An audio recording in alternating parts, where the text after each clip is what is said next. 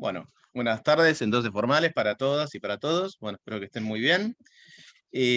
Bueno, la idea del encuentro de hoy sería, por un lado, ver estos dos textos. Vamos a hacer, aunque sea el primer acto, ¿no? Entre los y las valientes del avión negro, y después comentar un poco el avión negro, Cabecita Negra, y bueno, y ya la segunda parte, hoy sí nos va a quedar bastante tiempo para poder pensar tanto el tema de la monografía como para poder comenzar también a ordenar. Ustedes saben que el 10 de diciembre está el encuentro con el resto de las comisiones, entonces podemos ya comenzar a hacer como un orden de exposición para el 10 de diciembre, ¿sí? Así que bueno, vamos a también a tratar de organizar eso. ¿Pudieron leer el avión negro? ¿No? Bueno, leemos igual, es un texto bastante sencillo. Le habíamos dicho que ya eh, tiene esta idea de, por supuesto, de teatro político, ¿no? Y como habíamos dicho respecto del cine político, el teatro político tiene una función específica, que es una función que incita a la acción política, ¿no? Lo mismo pasaba con respecto al cine político.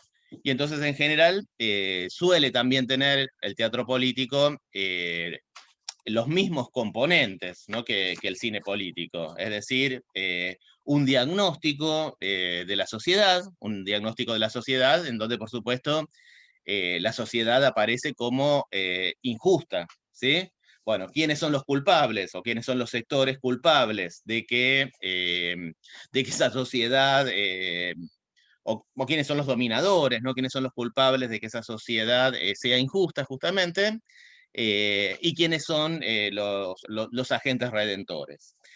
Eh, Podemos decir, bueno, todo teatro es político en el sentido de que toda ficción siempre representa algo respecto de el momento histórico, el momento sociopolítico que se está viviendo, ¿no? Pero bueno, está bueno cuando directamente se señala como político porque tiene en definitiva, un propósito político, ¿no? Que incita a la militancia política, ¿no? Entonces suele tener un ambiente también, según el sector que lo propone. Generalmente son sectores que lo proponen desde los sectores más populares, entonces suele abundar eh, el ambiente más popular, el ambiente más carnavalesco, porque incita justamente a la movilización, ¿no? Y a la salida política, ¿no? Como muchas veces uno cuando termina de ver, si alguna vez pudieron verla en el cine o la vieron ahora en sus casas, pero las películas de Solana casi te dan ganas de salir a la calle, ¿no? A- a juntarte con, con las muchachas y los muchachos, ¿no? A hacer la revolución o a lo que incita justamente esa ficción. Bueno, acá también. En el avión negro, por supuesto, ya desde el mismo título, tiene una concepción también muy interesante que descree de la idea del autor, ¿no? Porque van a ver que son varios autores, justamente, los que aparecen como los autores del avión negro, ¿no? Roberto Cosa, Hermann Rosenmacher, que también va a ser justamente eh, el de Cabecita Negra, ¿no? Entre tantos otros, ¿no? No importa, en definitiva, acá tampoco, ¿no? La idea del autor, porque justamente la idea es la movilización política, ¿no? Una idea de comunidad o de representación de una comunidad política. Como ustedes habrán leído en algún texto, quizás en el texto de Daniel James, el avión negro fue uno de los grandes sueños de la década del 60, ¿no? Bueno, desde el 55 en adelante, pero comienza sobre todo a manifestarse durante la década del 60. El avión negro representaba el regreso de Perón, ¿no? El mito, ¿no? Señalaba que Perón iba a regresar en un avión negro. Entonces, lo que hace justamente el texto El avión negro es mostrar cómo reaccionarían diferentes sectores, ¿no? Diferentes sectores de la sociedad ante, ante un eventual regreso de Perón, ¿no? ¿Qué representaba el eventual regreso de Perón como redención para las y los trabajadores? ¿Qué representaba el regreso de Perón para los sectores militares? ¿Qué representaba el regreso de Perón para la burguesía agroexportadora? ¿Qué representaba el regreso de Perón para los intereses yanquis? ¿No? Bueno, uno de los actos justamente es con un empresario yanqui. ¿Qué representaba también el regreso de Perón para una parte del sindicalismo que se había burocratizado y que había pactado tanto con las Fuerzas Armadas como con el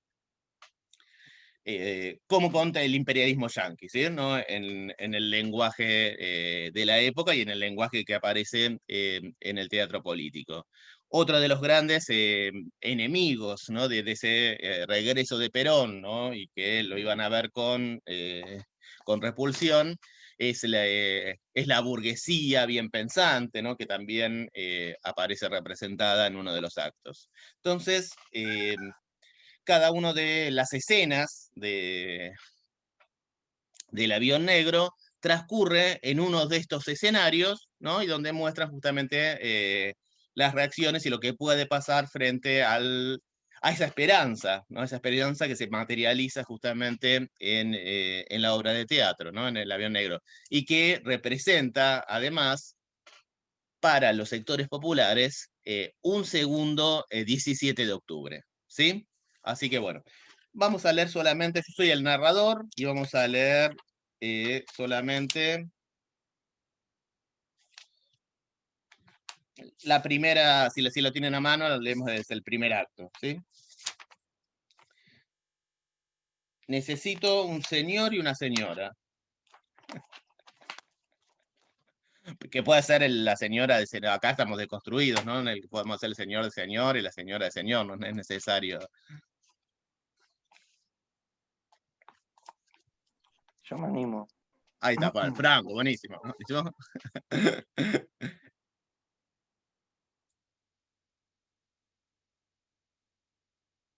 ¿Alguien más?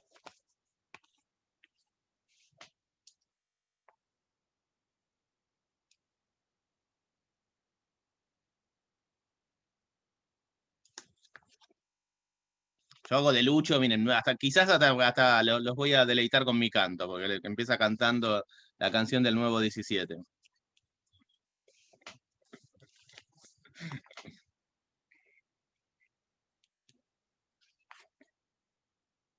Alguien que haga de señor es fácil, es un texto fácil. Para que se vean sobre todo el tono, ¿no? Y para que Bueno, hagamos algo distinto. Dale, ahí si no nació, hay ahí está. nadie, voy yo, pero si no hay nadie. Buenísimo, listo. Buenísimo, gracias, gracias. Así es. Bueno, la canción del nuevo 17, ¿no? Para que vean cómo comienza justamente con este ambiente carnavalesco, ¿no? Que también es un ambiente carnavalesco que, si alguien pudo ver Los Hijos de Fierro, también empieza, ¿no? Con una murga, ¿no? Con un carnaval que dice que justamente que va a contar la historia de la memoria popular, ¿no? Acá justamente este teatro político empieza casi con la misma lógica, ¿no? Canción del nuevo 17, ¿no? Este es el nuevo 17 de octubre. Aparece la murga y canta con la música de ahí va la bruja montada en una escoba, pero bueno, yo no la sé la música, sería una música de época, ¿no? Sería una música popular de época. Si alguien la conoce, me hace el tono, pero no tengo idea. Dice, bueno, vamos a hacer un nuevo 17 como una fiesta con pitos y cohetes. Todo en orden, como una procesión, a ver abrirse de nuevo aquel balcón. Con esta murga va a ser un festival frente al cabildo y ante la catedral. Va a haber reparto de panchos y empanadas, café caliente, cerveza bien helada. Y si queremos bañarnos en la fuente, habrá permiso del nuevo presidente. Hasta la noche tendremos diversión porque mañana trabajará el patrón. Vamos a hacer un nuevo 17 como una fiesta con pitos y cohetes. Esta es la canción del nuevo 17, pero piénsenlo, ¿no? También en un escenario cantada, ¿no? Y donde aparecen justamente, bueno, todos los eslogans y uno se ríe también de todos, inclusive los mitos antiperonistas. Bueno, vamos entonces en el primer acto, que es el único que vamos a hacer, La Sirvienta. Ambiente de clase media, el señor y la señora están sentados para desayunar, el señor pasa las páginas del diario. Franco. El diario no dice nada. ¿Habrá empezado hoy? Poné la radio. De golpe va a empezar. Estas cosas no empiezan así. Acá no dicen una sola palabra. Pero yo los vi. ¿Qué me importa lo que dice el diario? Iban gritando como locos.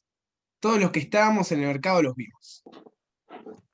Yo no digo que vos mientas, pero me parece que le das mucha importancia por unos cuantos locos que gritan. Unos cuantos. Eran como 5.000. 5.000, cada vez son más. Cuando viniste de la calle dijiste que eran 3.000, ahora son 5. Oye, me dame el café, dejate de pavadas. No sé. A mí me parecieron 5.000. Y cantaban y se reían. Eso no te dice nada. Oíme, eso no es cosa mía, sino de la policía y del gobierno. Lo que quiero decirte es que no hay que alarmarse, y ya se me está haciendo tarde. Decile a Emilia que me sirva el café. ¿Vas a salir? ¿Con los líos que hay? ¿Qué estás diciendo? Tengo que ir a trabajar. ¿Qué te agarró? Emilia, ¿me sirve el café? El chico del mercado se fue con ellos. ¿Qué? El chico del mercado, el que siempre trae las cosas acá, cuando los vio pasar, tiró la canasta y se fue con la manifestación. Pero, ¿y eso qué? ¿No te das cuenta? Era un chico tranquilo, educado. Oíme, eso es cosa de él. Parece que no entendés. Según me contaron, de una obra de construcción se fueron todos. Iba un cartero con la bolsa y tiraba las cartas al aire. ¿Y eso a mí qué me importa? Yo tengo mi trabajo y no voy a preocuparme porque 4 negros de mierda decidieron no trabajar o porque un cartero se volvió loco. Además, querida, si en este país cada vez que... ¿Hola? Sí, mamá. Eh, ¿Por tu casa también? ¿Cuántos? 10.000. Por acá igual. Sí, sí, también el chico del mercado, el morochito se fue con ellos. Eh, por lo de Chacha también, pobre Chacha. Ella que es tan delicada. Oíme, mamá, por favor, no salgas. Para nada. No salgas ni abras las puertas. La puerta a nadie. Te llamo, te llamo. Chau. Dios mío, ¿oíste? Por lo de tu madre también. 10.000. Y por lo de Chacha, están en todos lados. Entonces la cosa es seria. Decime, ¿cómo era lo que cantaban? Te dije que iban a Plaza de Mayo a escucharlo otra vez y que se iban a lavar las patas en la fuente. ¿Qué sé yo? Yo no sé nada de política. Pero entonces, si estos salieron es porque iban alegres, me dijiste. Enloquecidos. No sabéis la tristeza que me dio cuando los vi tan alegres. Debían saber algo. Estos no salen así porque sí. ¿A escucharlos otra vez, decías? Pero sí. Ah, y además que mañana trabaje el patrón. Eso cantaban. Yo lo escuché. Te lo dije cuando volví del mercado. Eso es grave. No se atreverían a decirlo si no. ¿Habrá vuelto?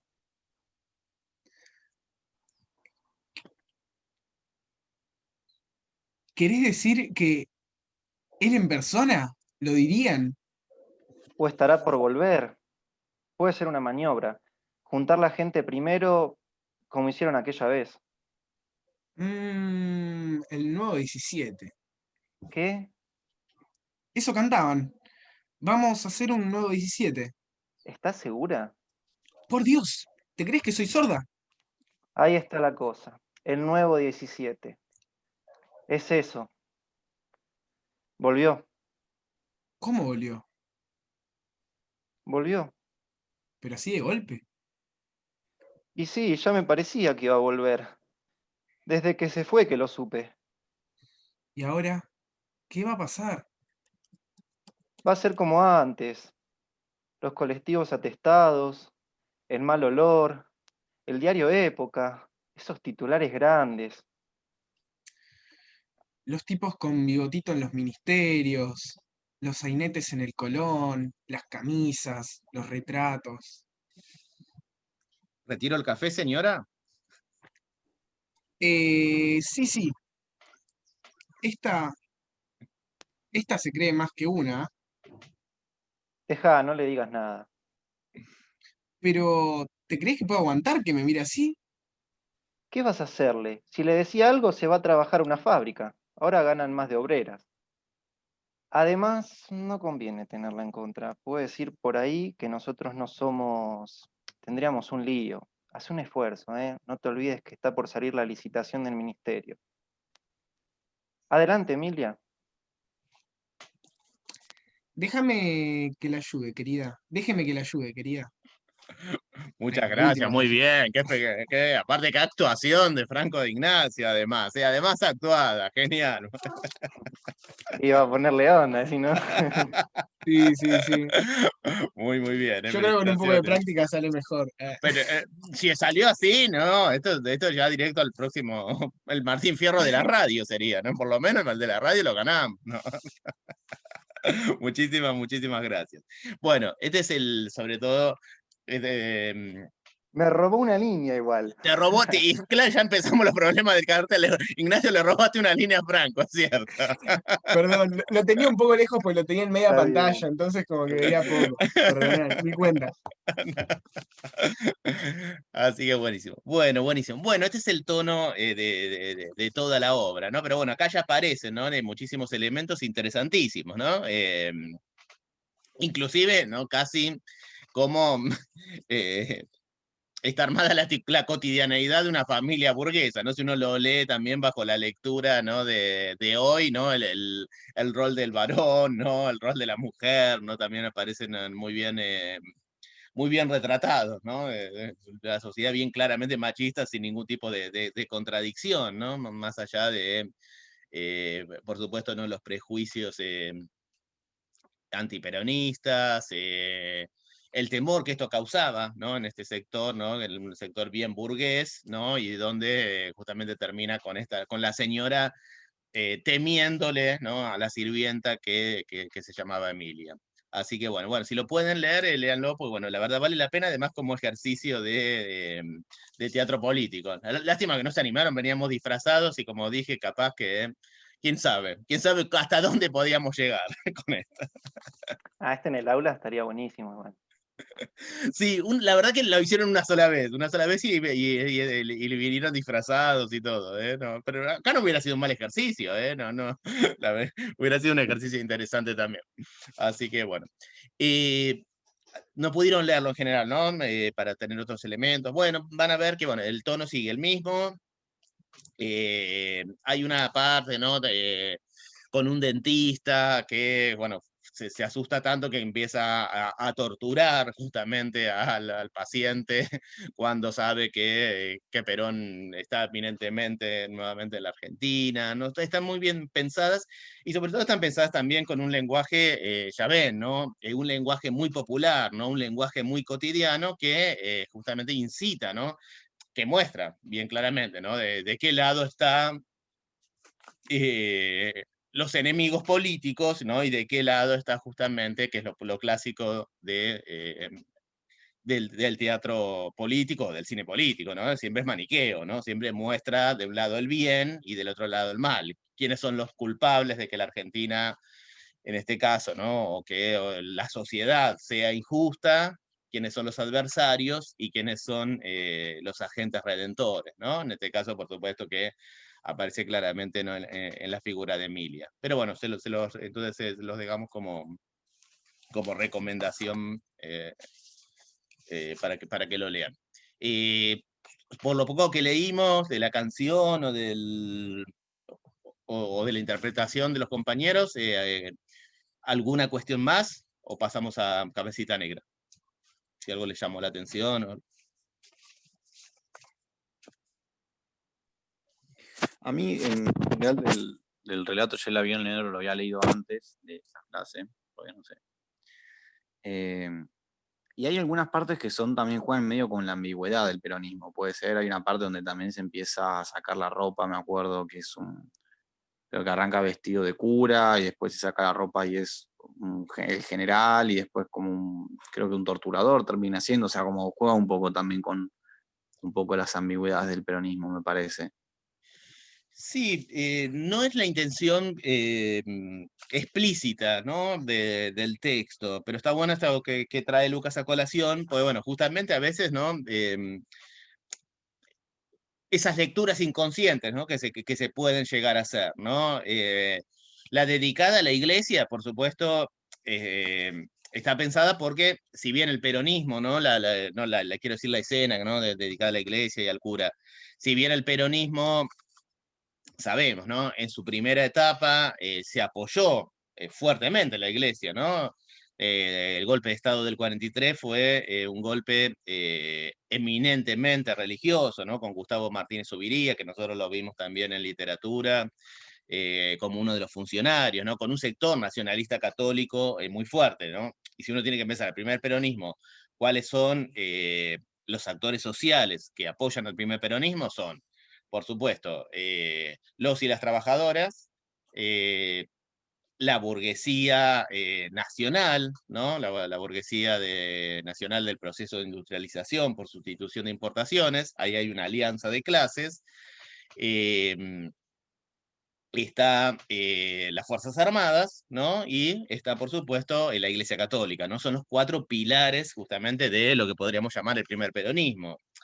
De hecho, no parece casual, ¿no? Que en cuanto pierde el apoyo de 2 actores que aparecían como fundantes, ¿no? de ese primer peronismo, tanto las Fuerzas Armadas como la Iglesia Católica, se produce la caída del peronismo, ¿no? Esto inclusive lo dice Rapoport, ¿no? El peronismo, si bien tuvo dificultades económicas a partir de 1949, no cae por motivos económicos, ¿no? Sino que los motivos son eminentemente políticos, ¿no? La pérdida de 2 pilares muy importantes que apoyaban al peronismo, ¿no? Fuerzas Armadas e Iglesia.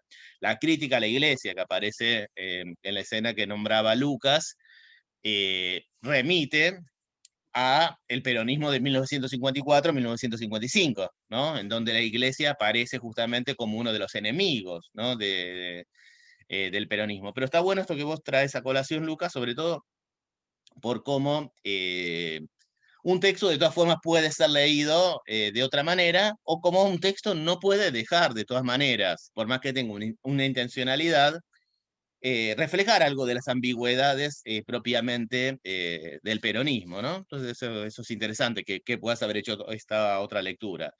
Lo habíamos visto también la semana pasada a propósito de Eva Perón de Copy, ¿no? ¿Cómo?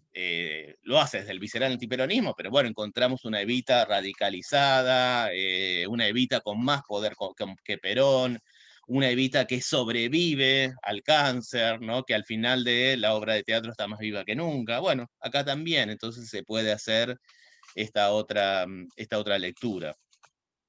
Y lo que sobrevuela también, ¿no? Y que casi es uno de los tópicos de la materia, ¿no? Que sobrevuela casi durante todo el avión negro, es para que una parte de la población, el peronismo representa o resignifica ese viejo tópico de la invasión, ¿no?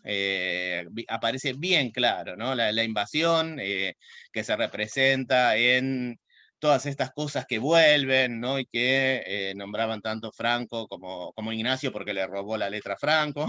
Que se representa a partir de la fuente, ¿no? de los pies en la fuente de la Plaza de Mayo, ¿no? Aparece como una idea de invasión, ¿no? Como muy fuerte. No sabemos que el peronismo la resignificó y acá se burlan, ¿no? Justamente de esa invasión porque toman parte justamente del lado de los sectores peronistas, ¿no? Entonces, bueno, eso también aparece muy interesante, porque casi esta idea de invasión a esta burguesía, ¿no? Después en otro momento la burguesía agroexportadora, al sindicalismo que traicionó, al sindicalismo burocratizado, a las Fuerzas Armadas, ¿no? A la Iglesia, aparece con recurrencia en las diferentes escenas del avión negro, ¿sí? Vemos que de todas maneras, ¿no? A ver, esto está marcando de todas formas un cambio que hasta ahora no habíamos visto en algún punto, ¿no? Nosotros hasta ahora, por lo menos, ¿no? Hasta Borges, Bioy Casares, Cortázar, ¿no? Recién cuando empezamos a ver art, comenzamos a ver un cambio en el campo literario. Es decir, hasta ese momento aparecía una línea que era la misma línea que podíamos encontrar en definitiva desde la generación del 37, ¿no? Pasando por la generación del 80, y que por lo menos se sigue, ¿no? Hasta bastante avanzado el peronismo, hasta la caída del peronismo, donde la literatura hegemónica de lo que da cuenta es de unos sectores populares que están invadiendo, en definitiva, ¿no? De una intelectualidad que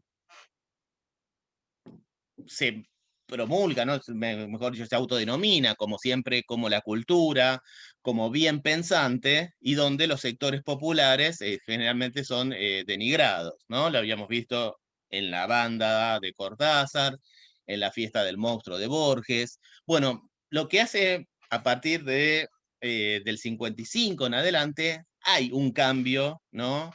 Con respecto al campo literario, ¿no? Al campo literario en cuanto a literatura autónoma. Perdón, en cuanto a literatura hegemónica, ¿no? Aparecen, ¿no? Otras voces. Por un lado, Cortázar, sabemos que después de 1959, después de la Revolución Cubana, cambia, ¿no? Cambia su literatura, ¿no? Y su literatura se inclina hacia los sectores populares, reniega de algunos textos anteriores, sobre todo va a renegar muy particularmente del que vimos nosotros, ¿no? De las puertas del cielo, ¿no? Porque dice, ahí traté muy mal a los sectores populares, ¿no? Dice, yo estaba en un pedestal de la intelectualidad, de la cual me di cuenta que estaba equivocado después de la Revolución Cubana, ¿no? Y sabemos que Cortázar después va a apoyar tanto la Revolución Cubana como la Revolución Sandinista. No puede pasar desapercibido en todo este cambio del campo literario y lo que se suele llamar, ¿no? El boom latinoamericano, ¿no? Porque el boom latinoamericano, ¿no? Y todos los autores que conforman el boom latinoamericano eh, radicalizan sus posiciones hacia una posición más de izquierda y en defensa, ¿no? de los sectores populares, ¿no? Y ahí tenemos diferentes representantes, ¿no? Alejo Carpentier, el mexicano, el de Pedro Páramo, que ahora no me sale el nombre también, bueno, pero bueno, diferentes, bueno, por supuesto todo lo que Rafa, conformaría, ¿no es? perdón, sí, perdón, Miranda. Si era Rulfo, ahí lo pusieron por el chat. Sí, Rulfo, correcto, sí, gracias, muchísimas gracias a Miranda y a Rodrigo. Rulfo, después lo vamos a encontrar en los que se suele llamar, ¿no? Los representantes. Bueno, en Rulfo ya aparece, ¿no? Ya aparecen muchos elementos, ¿no? Del realismo mágico, ¿sí? Pero bueno, por supuesto, el máximo representante, ¿no? O uno de los máximos representantes del realismo mágico va a ser Gabriel García Márquez. Pero bueno, vemos ahí cómo todo lo que podríamos llamar la literatura hegemónica presenta un cambio, y un cambio que da cuenta donde, a ver, un punto de inflexión muy importante, ¿no? Para toda Latinoamérica, por supuesto, va a ser la Revolución Cubana. Pero ahí encontramos, ¿no? Entonces, una literatura que se vuelca en defensa de los sectores populares, que critica de diferentes formas, ¿no? Las diferentes formas que en Latinoamérica tomó el modo de dominación oligárquica, ¿no? Porque son todas además literaturas que van a criticar muy fuerte a los terratenientes, ¿no? O a los varones del azúcar, o a los señores del café, ¿no? Etcétera, ¿no? Y aparece, ¿no?, este nuevo estilo literario, que es el realismo mágico, ¿no?, tan interesante, que señala, ¿no?, que justamente las injusticias que sufre América Latina son de una dimensión tal que exceden casi los criterios de lo real, ¿no?, que es necesario muchas veces apelar a la imaginación para que justamente esas injusticias seculares puedan aparecer como creíbles, ¿no? Entonces el realismo mágico parte de esa hipótesis, ¿no? Para ser creíble, dice, hay que apelar como si fuera relatos fantásticos, ¿no?, para explicar la realidad latinoamericana, ¿no? Si no, parecería todo, para explicar los horrores, para explicar las injusticias, sería todo, parece como producto de la imaginación. Entonces apela a rasgos fantásticos, ¿no?, esto que se suele llamar el realismo mágico, ¿no?, la realidad pero atravesada por elementos mágicos o por elementos sobrenaturales, y por otro lado también, ¿no?, la exageración, ¿no?, como otro de los rasgos típicos, ¿no?, que podríamos llamar del realismo mágico. Pero esto sobre todo viene a cuento de esto, ¿no? La literatura hegemónica se baja de ese pedestal que había estado en la mayor parte de... En Argentina, bueno, no conozco toda Latinoamérica, pero que había estado en Argentina por lo menos hasta el 55, ¿no? La literatura, como vimos hasta ese momento, ¿no?, siempre apareció una fuerte diferencia entre lo que se llamaba la cultura, ¿no?, y los sectores populares. Se iba resignificando de diferentes maneras, ¿no? Civilización o barbarie, los cabecitas negras, los monstruos, etc. Pero siempre aparecían alguien como los detentores, ¿no?, de la racionalidad, de la cultura, frente a los irracionales, los proclives a la demagogia, etcétera, ¿no? Alpargatas sí, libros no, diferentes consignas que van apareciendo.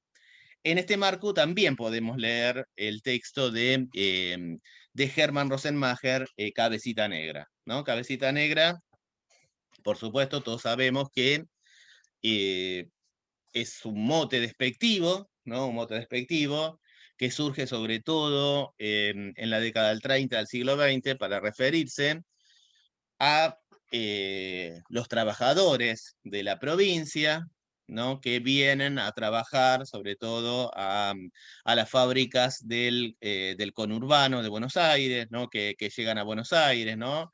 Las personas, bueno, de las provincias que no son Buenos Aires, ¿no? Que a quien se le llama cabecita negra en términos despectivos, haciendo alusión, por supuesto, ¿no?, a su tez, ¿no?, al color de su tez, ¿no?, y al color de su cabello. Pero por supuesto que sabemos que tiene aún hoy connotaciones negativizadoras, ¿no? Lo que va a hacer Hermann Rosenmacher es invertir, ¿no?, que es en cierta forma también lo que hace Perón en su discurso, ¿no?, y lo que hace también Evita Perón en su discurso, ¿no? Cuando ella dice, ¿no?, los descamisados, los grasitas, y le dice, forman parte del proyecto político del peronismo, y les da como esa especie de orgullo de ser trabajador, está invirtiendo el insulto en orgullo. Sabemos que esa es una estrategia política, ¿no? Una estrategia política que han tomado muchas veces diferentes sectores, ¿no? Inclusive las diversidades sexuales, ¿no? Esto que se suele llamar, ¿no?, el movimiento queer, ¿no? El queer en principio es un insulto, ¿no?, llamarle a alguien raro, ¿no? En Argentina sería el rarito, ¿no?, o el marica. Bueno, después aparece el orgullo del marica, el orgullo queer, ¿no?, o el orgullo trans, ¿no? Bueno, todo lo que aparecía antes como insulto aparece como orgullo, ¿no?, o como defensa de eso, ¿no? Eso es una clara estrategia política. Hermann Rosenmacher lo hacen a partir de este mote despectivo de cabecita negra, ¿no? Convierte Cabecita Negra de vergüenza en orgullo a partir de este relato. Y todo, vamos a ver que en Cabecita Negra es invertido, porque Cabecita Negra, como ya lo venimos anticipando en varios otros encuentros, es en definitiva la versión invertida, ¿no?, de Casa Tomada de Julio Cortázar. Es decir, tiene los mismos elementos de Casa Tomada de Julio Cortázar, pero por supuesto con la variante de que Cortázar en Casa Tomada se inclina por esa burguesía instruida, ¿no? ¿Te acuerdan el protagonista de Casa Tomada que de lo primero que se quejaba es de que ya no recibía los libros en francés, ¿no? De que esas fuerzas que iban tomando la casa, lo primero que tomaban era no casualmente la biblioteca? Acá aparece una inversión, que vamos a ver cómo se manifiesta. ¿Lo pudieron leer Cabecita Negra? ¿O la chantada fue total? Ni avión negro, ni Cabecita Negra, y que se vaya al demonio. Que explote la materia. ¿Pudo leerla alguien? Si quiere alguien contar más o menos el argumento, ¿no?, y algunos de los rasgos. Mientras voy a buscar agua.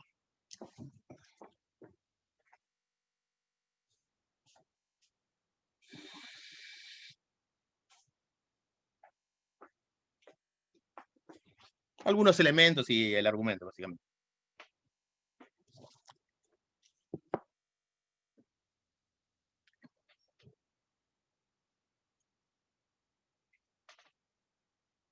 Es un texto del 67, de 1967.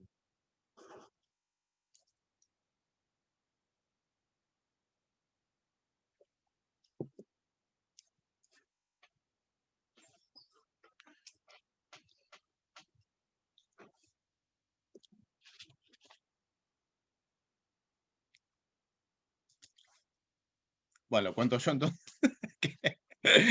Bueno,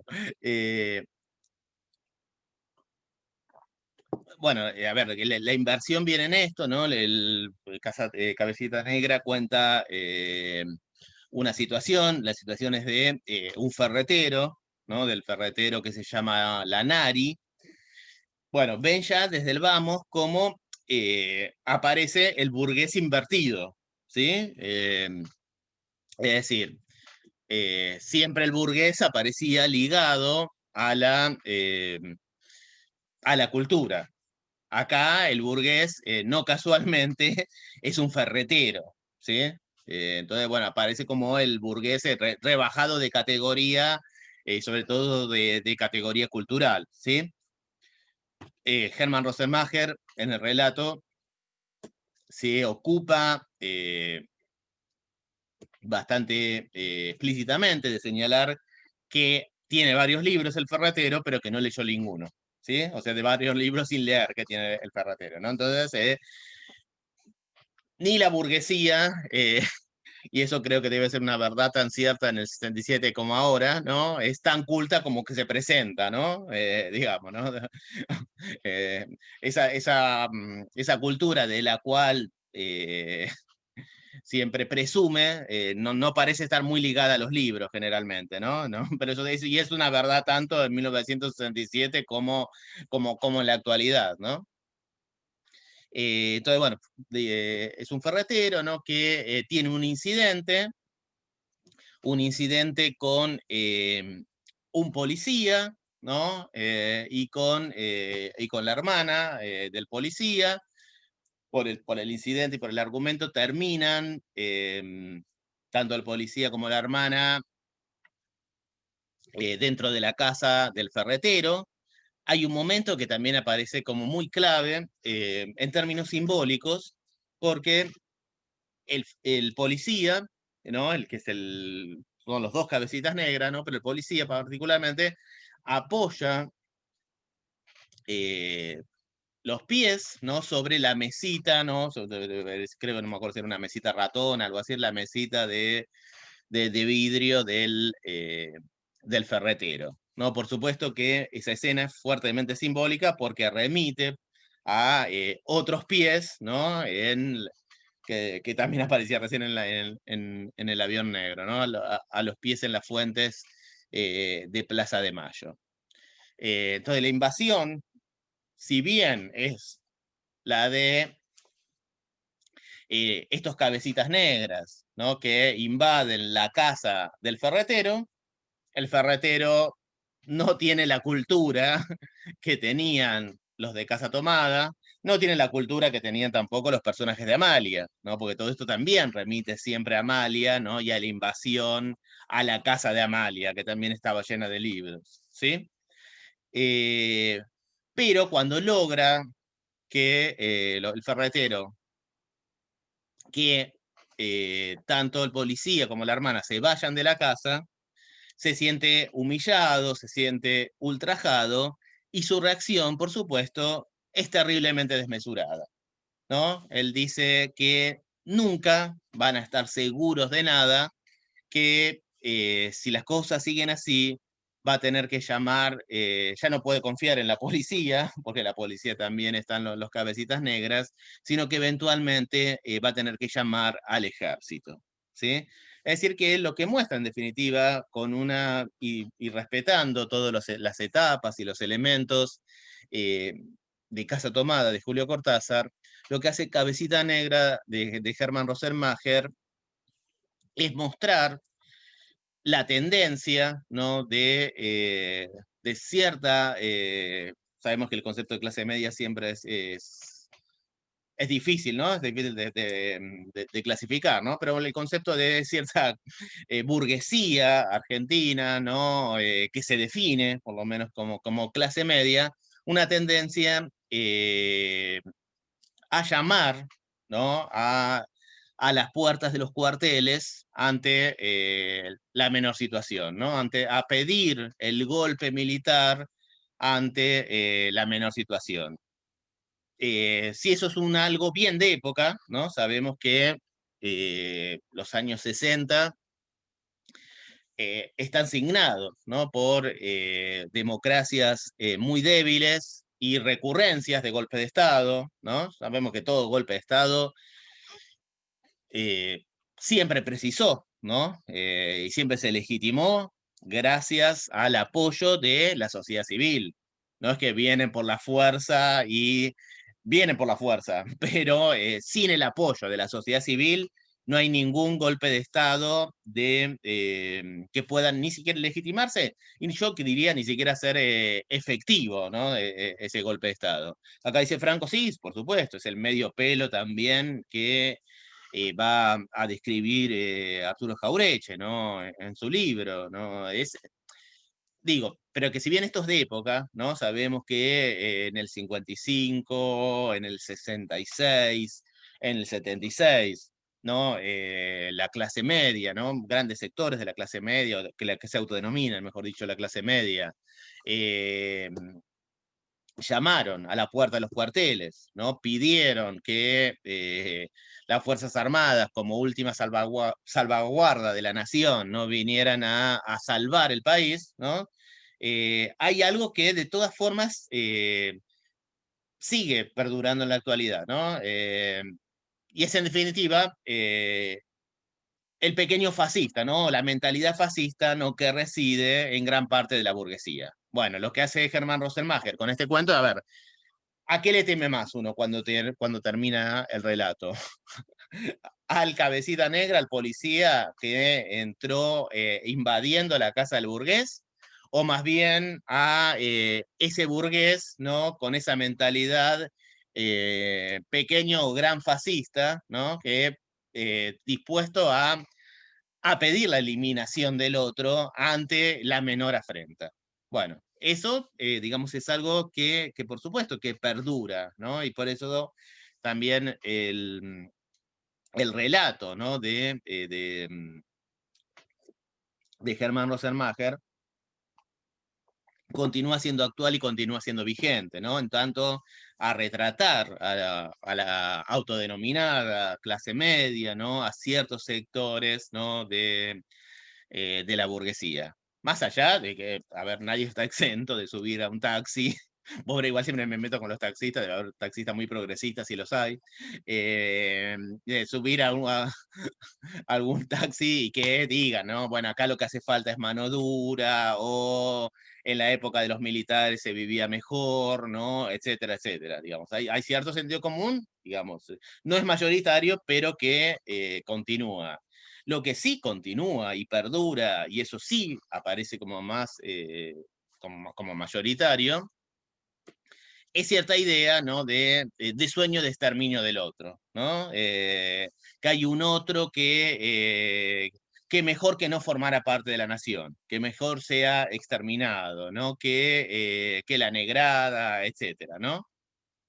Ojo, que Jonathan me dice, es cierto, me voy a tener más cuidado, encima todo queda todo grabado, Jonathan, así que...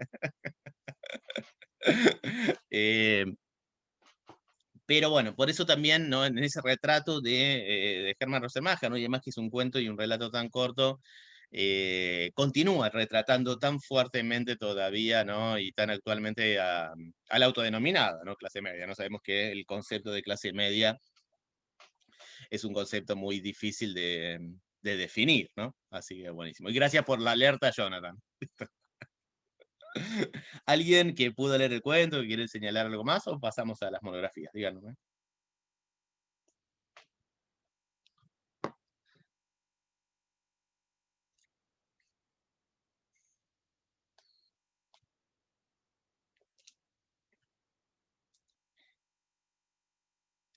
Bueno, antes de que me olvide, para la vez que viene tenemos como último texto, porque tenemos que organizar, terminar de organizar, entonces vamos a tener un texto bien corto y bien terrible, ¿eh? Le digo que no sé, no sé, y se los digo en serio, no sé quién lo va a poder terminar, porque es un relato insoportable, inclusive, ¿no? En su lenguaje y en su violencia. Pero les puedo asegurar que es tan terrible en su lenguaje, sí, por supuesto, ¿no? Acá Rodrigo lo anticipó, ¿no? Es el texto de Osvaldo Lamborghini, ¿sí? El texto es El niño proletario, ¿sí? Que bueno, acá vimos recién, ¿no? Vemos cómo cambia la literatura, por eso también nos interesaba hacer este recorte, ¿no?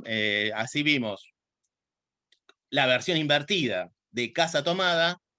En El niño proletario vamos a ver la versión invertida justamente del Matadero de Esteban Echeverría, pero justamente con un lenguaje o sea, la violencia del relato es violencia también en el lenguaje, ¿no? Y una violencia que les puedo asegurar que no vamos a poder hacer lo que hicimos hoy de leerlo acá en público, porque por momentos resulta insoportable, es un texto muy corto, muy difícil de leer, no porque sea difícil el lenguaje, sino porque que el lenguaje es tan violento que resulta realmente revulsivo, ¿no? Bueno, que es una estrategia también literaria, ¿no? Que justamente la violencia que se ejerce sobre los cuerpos y que Lamborghini quiere denunciar se expresa justamente en una violencia en el lenguaje. Entonces, también resulta bastante insoportable de poder leer. Así que, bueno, quedaría eso solo para señalar algunas cuestiones de Lamborghini, y ya la semana que viene solo nos dedicaríamos a las monografías y a terminar de organizar lo que no podamos organizar hoy, ¿sí? Bueno, les dejo las dudas con respecto a, bueno, cómo estuvieron avanzando las monografías, o, bueno, también nuevamente voy a pedir valientas y valientes para el orden que quieran exponer el día 10 de diciembre, ¿sí? El texto, Francisco, el texto de Lamborghini es si yo no me equivoco, es del 69, pero lo podemos mirar rápidamente en internet, ¿eh? Pero si alguien lo mira, yo, yo no Tengo toco una, nada, porque en cuanto toco algo tengo miedo de perder todo. Sí, ¿alguien lo miró? Sí. ¿Miranda? no, yo tengo una Sí, pregunta rápida. Entonces, el 10 exponemos sí, en teórico, sí. y después tenemos que entregar la monografía, ¿qué día? ¿Ese mismo 10 te la mandamos por mail? Yo diría que sí, a ver, sobre todo también para que, a ver, para poner un plazo para que terminen ustedes, ¿no? Me parece que está bueno, ¿no? Sí, Está sí. bien. Podemos Perfecto. dejar, a ver, por si, a ver, ese día tienen que tener algo bastante listo, sobre todo, es una exposición, a ver, no lo tomen ni como, a ver, la idea es compartir con los otros compañeros y compañeras lo que estuvimos haciendo en literatura, para que ustedes sepan lo que también estuvieron haciendo en las otras comisiones, ¿no? Religión, ¿no? O comunicación y educación, ¿sí? Como tiene esta particularidad la materia, está bueno también para ese momento del intercambio. O sea, ese día, por supuesto, tienen que tener algo bien preparado a la mañana, eh, para mostrar, bueno, contar lo que es lo que estuvieron investigando, y si quieren, por las dudas, no sé, podemos dejar hasta el final del día, hasta el viernes, hasta la mañana, para que entreguen la monografía, ¿sí? ¿Y Pero, ese mismo día tenemos clase también y con no, vos después? no, pues nos vemos todos ahí a la Ah, mañana, ya hacemos ok, perfecto. Bien, eran así que, esas dudas así que el que jueves que viene es tenía. en nuestra última encuentro íntimo. Bueno, Bueno, gracias, Adrián. no, Miranda, vos, por favor. Bueno, si quieren ir, y acá sí voy a pedir, porque alguien tiene que empezar a hablar ese día, si eso los ayuda, generalmente somos el último práctico, ¿sí? El último práctico no quiere decir que es el mejor de todas formas, pero bueno, no. Les dejamos la humildad de que pongan primero, para no humillar, ponemos último. Así que, Un acto de eh, grandeza, digamos. un acto de grandeza, José Franco. Así que bueno, ¿quién quiere empezar a exponer? Hay que hacer un orden, ¿no? Hay que hacer una moción de orden para ese día. Y Yo ni lo consulté con mi grupo, pero creo que si están de acuerdo, si no están de acuerdo, díganlo ahora, vamos primero sin problema. ahí está. Aparte después de lo que te mandaste recién, Ignacio, después de esa actuación ya Ya está. está. Ya está. Buenísimo. Recordame, bueno, los nombres, Ignacio, y el tema era. Emma Barrendeguy, la autora de Gualeguaychú. Buenísimo, listo. Yo ahí los estoy anotando. Buenísimo, listo, gracias. Sí, buenísimo. Bueno, ¿quién más? Y bueno, y cualquier duda también sobre la monografía. Tenemos que hacer, bueno, los que estamos acá, hoy hacemos todo el orden. Ignacio, ¿vos estás con quién más? Díganme los nombres y los apellidos si tienen un título tentativo. Si no nos Em, envían, porque los presentamos con el título del trabajo. Si no nos envían antes del jueves, Dale. del Sí, día el de las título te lo debo exposiciones. ahora, pero. No, bueno, está bien, decime quiénes son quién conforma el Pero ahora grupo. te escribo por chat todos los nombres, así te quedan bien los apellidos y eso. Dale. Buenísimo. Sí. Bueno, ya tenemos los segundos, que son Aldana, Yara, Iván y Camila. Y terceros Bueno, acá, y el grupo no 3 sé, están Vero, Franco, ¿y quién más estaba? Clara Clara y Catalina. y Catalina. Buenísimo.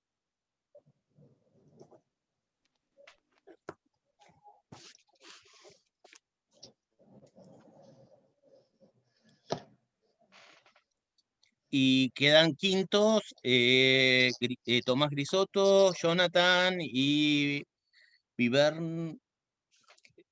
Quedan quintos. Buenísimo, Dale, genial. buenísimo.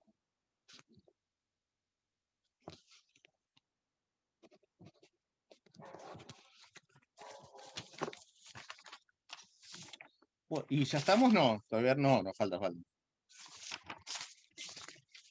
Ya sexto, ya se rompió todo el hielo, bueno, el que quiera seguir.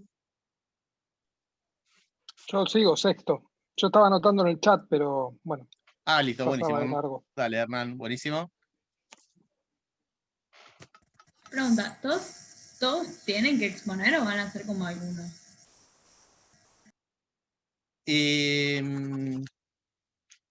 No, a ver, si pueden hablar, aunque sea 2 o 3, 2 minutos cada uno, decir algo, estaría bueno, sí, quizás. En general, hay Claro, como una es tipo voz. contar de qué ¿De qué se trata? Sí, sí, sí, nomás. que nada más, sí, Delfina, no es nada. Ah, bueno. nada No, más. entonces voy después de Ah, Hernán. bueno, está séptima, Delfina.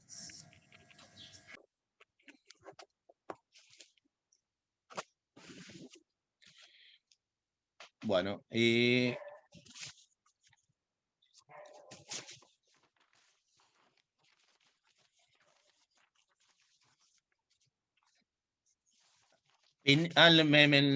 no anoté a Penélope, etcétera, ¿no? Si no me equivoco.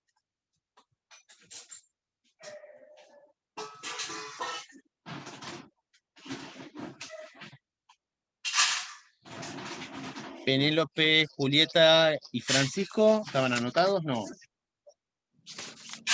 A mí me quedaron los quintos, no sé quiénes son. Ya te paso. Sí. Bueno, a ver, vamos a repasar y seguimos. Primero, bueno, Ignacio, y bueno, y ahí están el resto del grupo. Bueno, segundo, Aldana, Yara, Iván, Camila. Tercero, Franco, Vero, Clara y Catalina. Cuarto, Jonathan, Tomás y Vivern. Bueno, quinto, Penélope, Julieta. Dale. Ahí está, buenísimo. Julieta y Francisco. Y había alguien más ahí. Sexto, Hernán. Séptima, Delfina.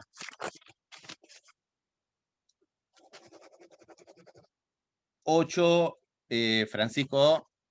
Buenísimo. Y 9, Nicolás y Ramiro.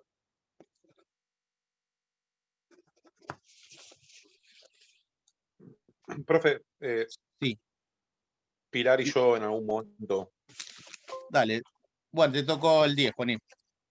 Bueno, como el Diego. Como el Diego, sí, pensé eso, obviamente pensé eso. Listo. Ah, bueno, y quedó entonces 11 para Lucas. Lucas, Victoria y Rodrigo.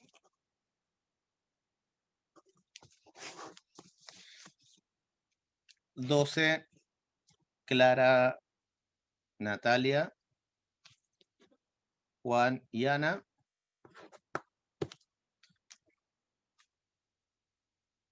Y ahora sí, yo creo que estamos, ¿no? Ahora sí estamos todos. Bueno, bueno, entonces este es el orden en el que queda.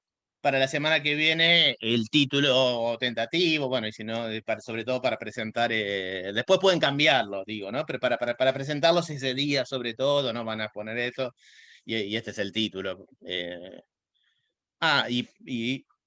Mira, bueno, el grupo 4 ya tiene, ¿no? Norma Pla, la banderada del asilo jubilado. Mira qué buen título, está bueno, está buenísimo. Buenísimo. Bueno, y si tienen alguna duda, alguna consulta sobre las monografías, entonces nos quedan el resto del... Adrián, una pregunta. Sí, Caro, ¿Se me perdón. escucha? Sí, perfecto, perfecto. Para exponer solamente hablamos o tenemos que hacer un PowerPoint o algo más para presentar. Como se sientan ustedes más cómodos. Si quieren PowerPoint, bueno, ahora ya no es necesario, porque antes había que pedir algo, ahora ya lo pueden, ustedes lo comparten desde la misma máquina, así que no hay ningún problema.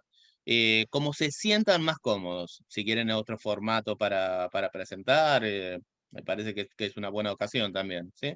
Si Y quieren más o Power. menos, ¿cuántos minutos sería? Mira, generalmente es de 3 a 5 minutos. No Ah, creo que... bueno, está bien. No, les digo, es algo relajado, es algo para que piensen un Ok, poco. ok. Sí. Bueno, gracias. No, por favor, Carlos. Sí, quizás contarles un poco cómo en general son las presentaciones. O sea, hay algunos que presentan con PowerPoint, ponen imágenes, depende de lo que hayan trabajado. Son 3 o 4 minutos, quizás es importante que ordenen lo que van a decir como para que ustedes no se pierdan, que planteen primero qué es lo que se preguntaron, sobre qué trabajaron y cuáles son las principales conclusiones. Es solamente eso, es cortito, en general nos quedamos sin tiempo, así que es reducido. Y si a ustedes les sirve lo del PowerPoint, está bueno. O sea, hay grupos que lo hacen. Imagínense que yo tengo que resumir en 4 minutos. Sería el desastre. Pero bueno, y van a ver algo inédito, voy a hablar poco ese día, para ver cómo también es va a ser una experiencia novedosa. Bueno, ¿alguna duda? ¿Van bien entonces con las monografías? Bueno, cualquier cosa, bueno, nos seguimos entonces comunicando por las vías habituales. Bueno, por primera vez inédita, miren, tenemos un día más corto, también en honor a Diego, ¿no? Así que bueno, buenísimo. ¿Seguro no tienen ninguna duda? ¿Algo para consultar? Bueno, igual de No, todos. yo te Perdón, sí, recuerdo sí, por las Franco. dudas que te habíamos mandado un mail, igual ya te había planteado en la clase pasada, pero ahí está un poco mejor explicitado. Eh, ahora entonces, bueno, lo vuelvo a revisar o si querés contame ahora. Vale, o si no lo... No, está bien, si no te lo reenviamos. No hay Ah, bueno, problema. dale, buenísimo, dale. Buenísimo.